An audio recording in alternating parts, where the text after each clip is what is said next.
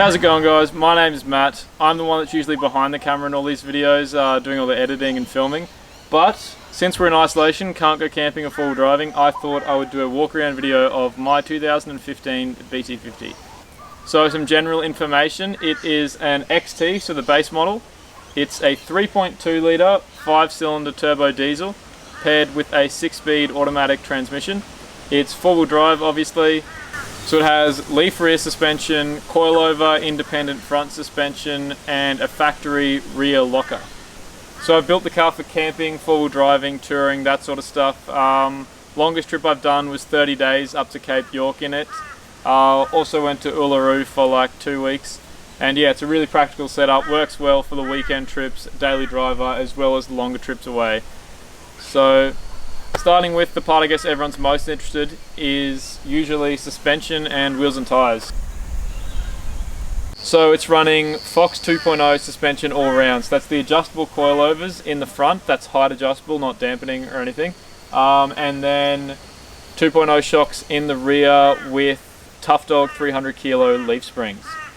Wheels and tyres, I'm running 295/70/17 Nitto Trail Grappler mud terrains on a 17x8 plus 20 imitation beadlock steel wheel. I think they're made by Gecko or something, doesn't really matter, they're just steelies. So yeah, the 295 works out at roughly like 33.6 inches according to Nitto, so somewhere between a 33 and a 35. I usually just call them 34s, but it's not technically correct. So yeah, I find it helps, fills out the guards a little bit, and when you're in ruts that are made by 33-inch tyres, just having a little bit extra helps you get the diffs over. And yeah, I find compared to driving with mates with 33s, it tends to do a little bit better in ruts. I might one day go up to a 35, but haven't really decided yet. I sort of want to go back to a 16 and run a 35 with a nice alloy. Originally, I guess maybe the biggest change up here was, since this was a 2015, it actually came with the ugly orange headlights, and I always hated them. And then when Mazda came out with the updated facelift with the clear lights, I bought a set of those from a Wreckers. I think it cost me 300 bucks. And then I put those in, straight bolt in, complete, just swap over from the orange ones. So yeah, if you got an orange headlight BT-50, it's a pretty good change to make your car look like a couple of years newer. Highly recommend it. So bar work, it's a ARB Summit bar. The model up from the Deluxe, it just has the thicker tube, bigger fog lights, but I don't actually run fog lights anyway. Because it's the XT, it didn't come with them from factory and I couldn't be fucked paying for them. So yeah, that bar's good. Fits a low mount winch. So in there I'm running a carbon 12,000 pound winch. Used it a fair few times, got me out of trouble. Used it on other people a fair few times as well. So yeah, can't complain about that. Personalised plates, pretty irrelevant, but I've also got the ARB flip up bracket so that I can access the winch in there.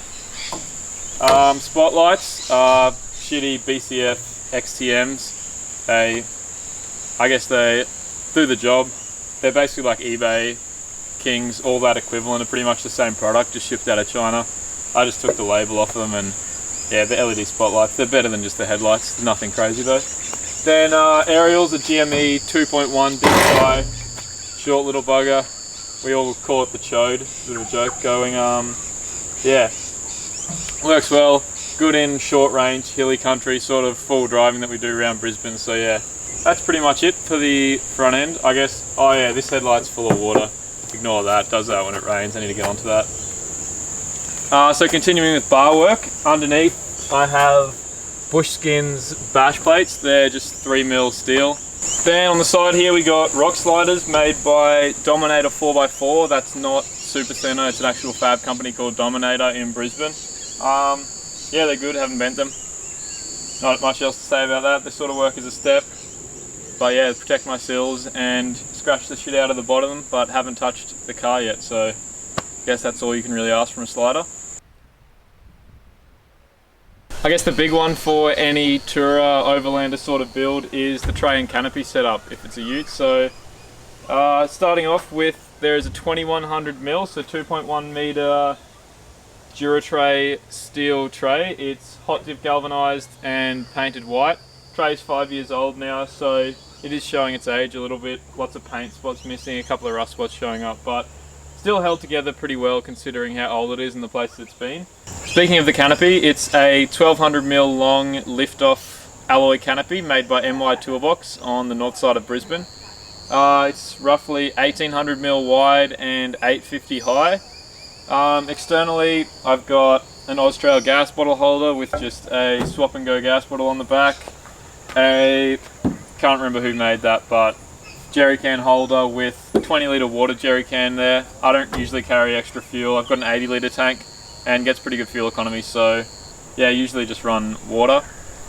I don't drink that, I just use it for washing up and washing my hands and other shit around camp. Then I've also got to run my spare tyre on the back of the canopy because it's too big to fit underneath the tray. So yeah, that just sits back there out of the way. One final detail for the tray I forgot to mention is it has a trundle drawer. I think this is like 1800mm long. Yeah, it doesn't seal, so it gets full of shit, like so much dust and sand and mud, but it's a perfect place to store snatch straps, winch extension straps, like recovery boards, so it's pretty much dedicated recovery gear compartment. On the passenger side, this is probably one of my favourite modifications I've done to the car. On long trips, it is awesome. I've actually got a full slide-out kitchen in here. So I'll open that up.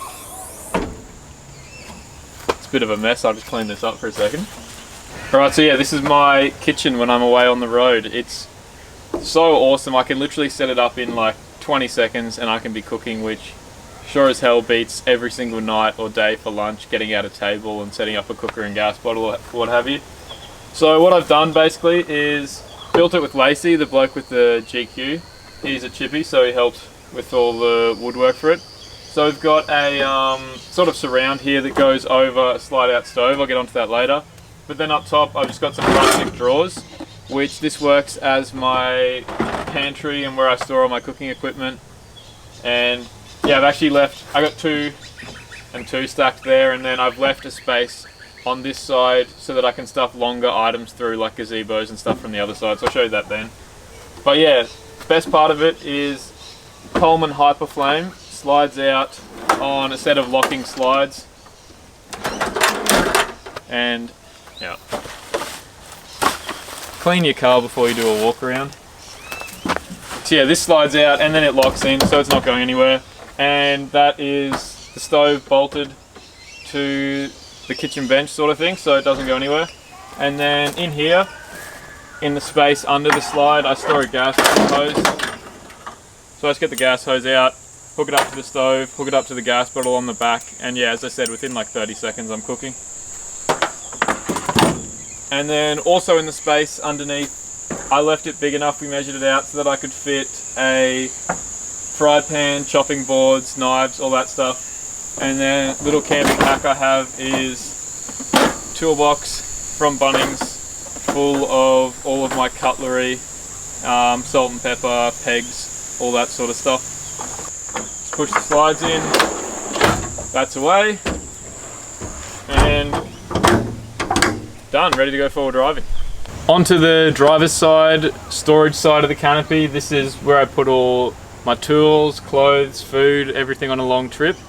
So on here, deliberately kept a really big cargo space. So I think this is roughly 1.2 meters deep by 1.1 long. So lots of space for chairs, bags of clothes, dirty clothes, drones, camera gear, whatever, all the shit you need to take when you go away.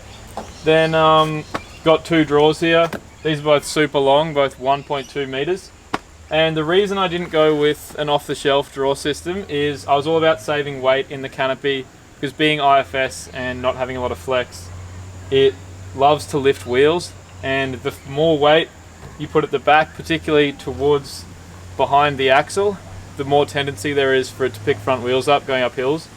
So I've deliberately got a canopy that pretty much ends like just past the rear wheel, and I've tried to keep basically the canopy extremely lightweight, so nothing in here weighs very much. It's all just built out of ply. So on the topic of weight saving, I didn't even use slides for the drawers, I actually just used boat trailer skids. So bought those, just cut them to size, and if you look under there, you'll see the blue strips where they just skids off a boat trailer, so that's what the drawer slides along.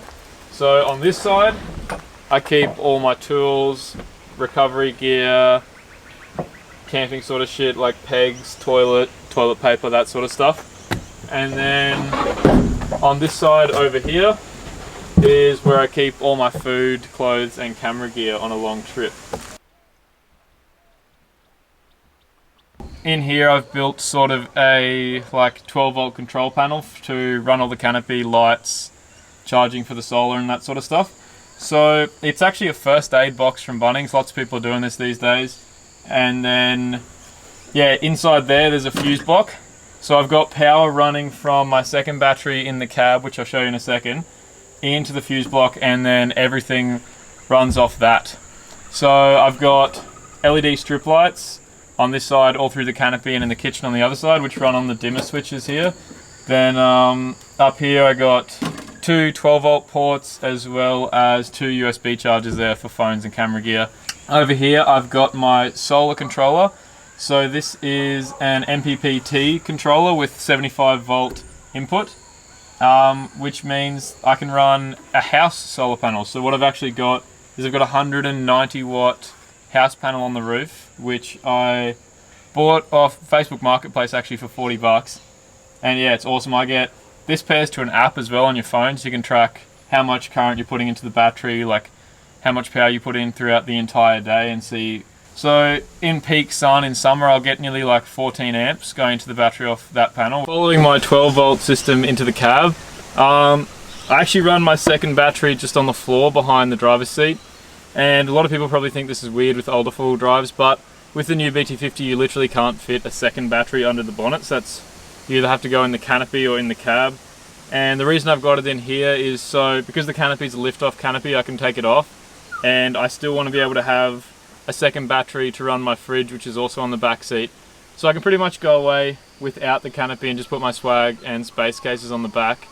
So yeah, I've wired this up from a isolator in the engine bay. So it's a voltage sensitive relay, and that controls the charge between the cranking battery and the second battery, which I believe is 120 amp hour from Australian Direct. Yeah, that's also got a emergency override parallel switch. So if somehow I manage to flatten the cranking battery but this still has charge, I can flick a switch, it combines the two, and I can actually charge my cranking battery off of this battery. So that's a pretty handy feature. So yeah, over on the passenger side here we've got an ARB 78 litre fridge. It's the Series 1, so not the new black ones. And I swear Mazda must have done this on purpose. Like, this thing fits so snug on the back seat for such a big fridge, and I didn't even have to strap it down. I literally just pushed the passenger seat up against it and it hasn't moved in years.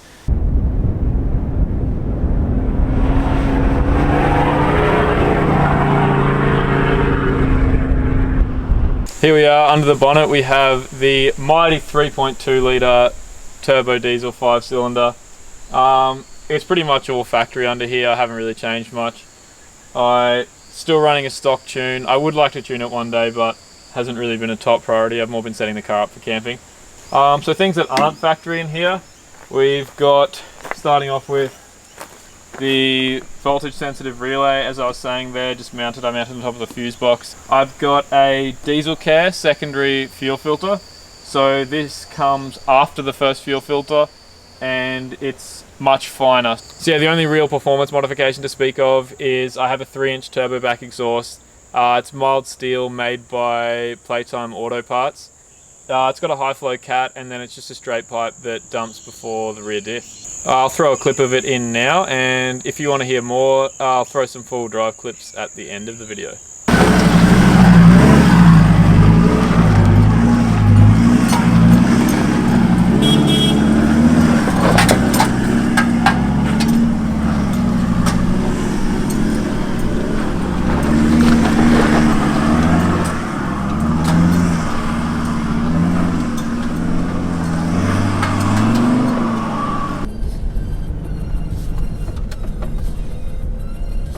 Right, so finally we move on to the interior of my BT-50. It's pretty much all factory in here. We've got the GME XRS. This is a full hideaway unit which is hidden in the glove box, and all the controls are on the handheld. Then I've got a engine data scan gauge, the cheapo from 4-wheel drive Supercenter. I guess I've got a phone mount here, magnetic. works well. I have the HEMA app, so I run all my maps just on my phone there. Couple more minor additions to the interior is I've got some reflective foam. I actually bought some really cheap, like I think they were $5 each. The ones you put on your windshield when you park your car. I bought them and cut them up to fit the windows. Basically I do that so my fridge doesn't sit in the sun because I don't have a bag for it. So I figured $10 is better than spending $300 on a bag just to keep my fridge out of the sun. So there you have it guys, that is the completed walk around of my 2015 Mazda BT-50 touring, camping, four-wheel driving rig. Yeah, I hope you enjoyed the video. Subscribe if you're new around here and you did. So yeah, look forward to plenty of full driving, camping, touring, build videos coming up once we're out of isolation because I know all the boys are keen, so stick around for that. And yeah, catch you next time.